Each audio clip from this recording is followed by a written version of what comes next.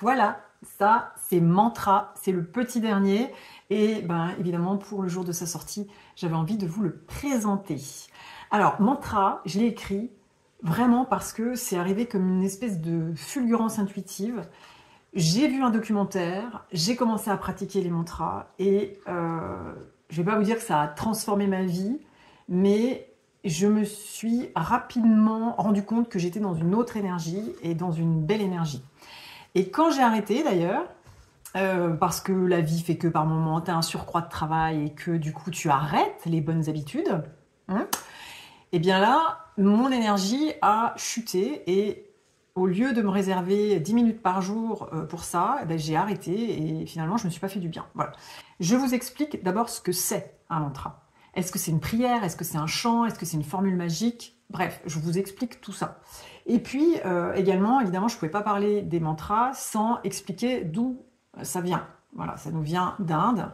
Ce sont des formules en sanskrit et donc je vous explique également tout ça. Le plus important, à quoi ça sert? C'était important pour moi de vous faire connaître tous les bienfaits de la pratique des mantras et vous serez sûrement étonnés de découvrir toutes leurs vertus. Le sanskrit est une langue bien particulière, une langue ancestrale qui a été créée et qui a sa propre puissance. Voilà. C'est pour ça que même si on ne comprend pas ce qu'on raconte quand on récite des mantras, l'énergie s'active malgré tout. Mais je vous raconte tout ça de manière beaucoup plus claire et détaillée dans mon ouvrage. Donc, j'aborde le pouvoir guérisseur et transformateur des mantras à travers un point de vue spirituel, mais également à travers un point de vue scientifique. Parce que figurez-vous que les neurosciences se sont penchées sur la question et que des études très sérieuses ont été faites et qui ont prouvé effectivement le pouvoir transformateur et guérisseur des mantras.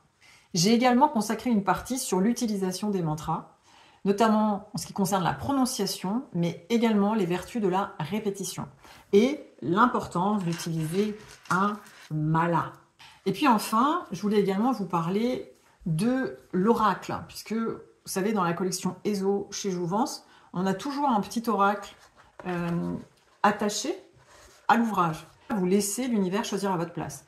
Donc vous mélangez les cartes, vous en tirez une et hop, vous tombez sur Aum Gam Ganapataye Namaha, qui est le mantra de dépassement des obstacles. Et peut-être qu'effectivement, ça fera écho à ce moment-là. Peut-être que vous traversez des difficultés en ce moment et que ce mantra pourra vous aider à dépasser les obstacles. Sinon, vous faites comme moi, vous choisissez un mantra qui vous parle. Moi, par exemple, pour bien commencer cette année universelle 8, eh bien, j'ai choisi le mantra de l'abondance qui est Om Shrim Mahalakshmiye Namaha.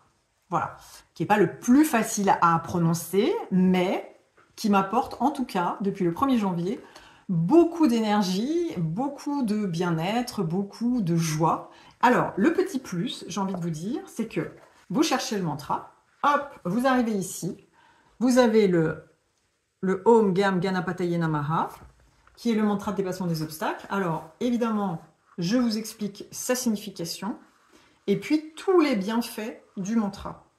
Et le petit plus, qui n'est pas négligeable, pour chaque mantra, vous avez un QR code qui vous relie directement à un lien YouTube et qui va vous permettre en fait d'être accompagné dans la pratique. Je vous souhaite une belle découverte, je vous embrasse, et puis j'en profite pour vous souhaiter une nouvelle fois une très belle année 2024.